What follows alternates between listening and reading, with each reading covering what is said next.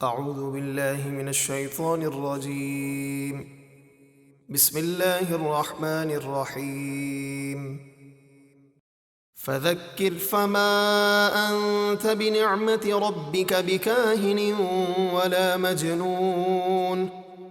تو اے حبیب آپ کفار مکہ کو نصیحت فرماتے رہیں کہ آپ اپنے رب کے فضل سے نہ تو کاہن ہیں اور نہ ہی مجنون۔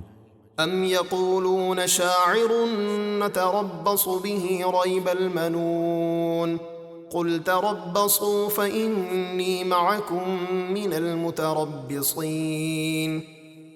بلکہ کفار مکہ آپ کے متعلق کہتے ہیں کہ یہ شاعر ہیں، ہمیں ان پر گردش زمانہ کا انتظار ہے جس سے یہ ہلاک ہو جائیں۔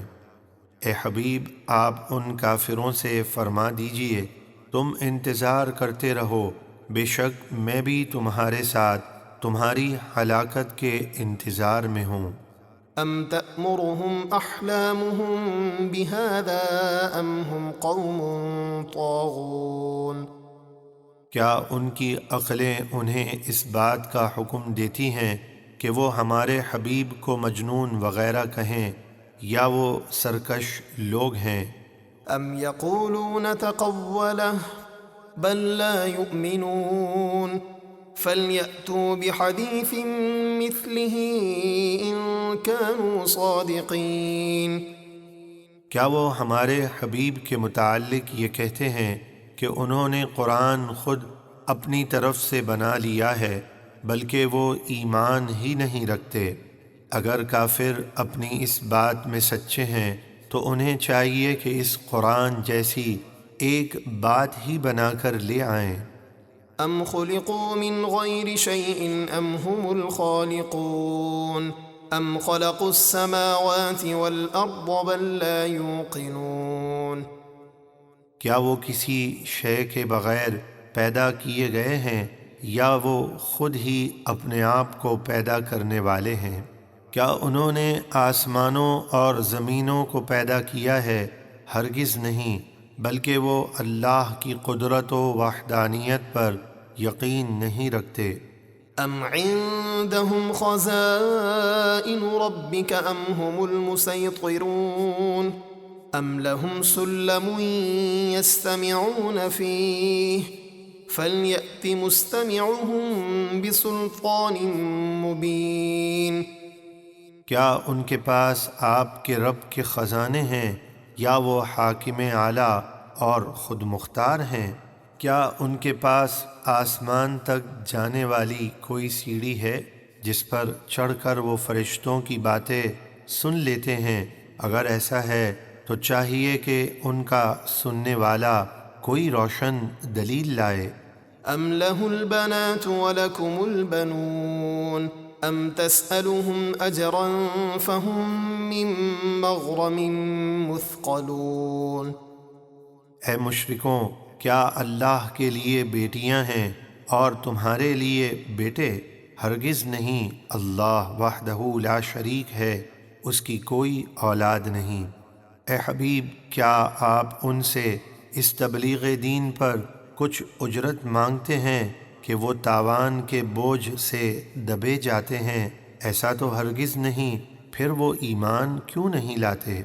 ام عندهم الغیب فهم یکتبون ام یریدون کیدا فالذین کفروا هم المکیدون ام لهم الہ غیر اللہ سبحان اللہ عما یشرکون۔ کیا ان کے پاس غیب کا علم ہے کہ جسے وہ لکھتے ہیں؟ کیا وہ آپ کے ساتھ کسی مکر و فریب کا ارادہ کر رہے ہیں تو کافر خود ہی اپنے مکر و فریب کا شکار ہوں گے۔ کیا اللہ کے سوا ان کا کوئی اور معبود ہے جو انہیں عذاب سے بچا سکے؟ ہرگز نہیں، اللہ ان کے شرک سے پاک ہے۔ وَإِن يَرَوْا كِسْفًا مِّنَ السَّمَاءِ سَاقِطًا يَقُولُوا سَحَابٌ مَّرْكُومٌ۔ اور اگر وہ آسمان سے کوئی ٹکڑا گرتا ہوا دیکھ لیں تو تو بھی ضد اور عناد کی وجہ سے ایمان نہ لائیں گے، بلکہ کہیں گے یہ تہ بتہ بادل ہے۔ فذرهم حتى يلاقوا يومهم الذي فيه يصعقون يوم لا يغني عنهم كيدهم شيئا ولا هم ينصرون وَإِنَّ لِلَّذِينَ ظَلَمُوا عَذَابًا دُونَ ذَلِكَ وَلَكِنَّ أَكْثَرَهُمْ لَا يَعْلَمُونَ۔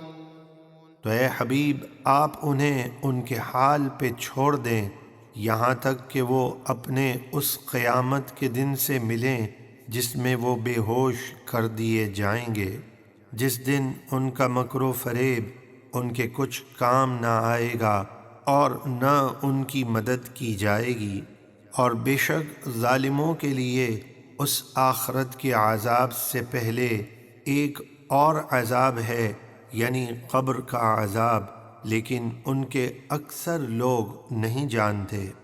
وَاصْبِرْ لِحُكْمِ رَبِّكَ فَإِنَّكَ بِأَعْيُنِنَا وَسَبِّحْ بِحَمْدِ رَبِّكَ حِينَ تَقُومُ وَمِنَ اللَّيْلِ فَسَبِّحْهُ وَإِدْبَارَ النُّجُومِ۔ اور اے حبیب آپ اپنے رب کے حکم پر ٹھہرے رہیں کہ بے شک آپ ہماری حفاظت میں ہیں، اور جب آپ نماز کے لیے کھڑے ہوں تو اپنے رب کی حمد کرتے ہوئے اس کی پاکی بیان کریں، اور کچھ رات کے حصے میں اور صبح کو ستارے چھپنے کے بعد اس کی پاکی بیان کریں۔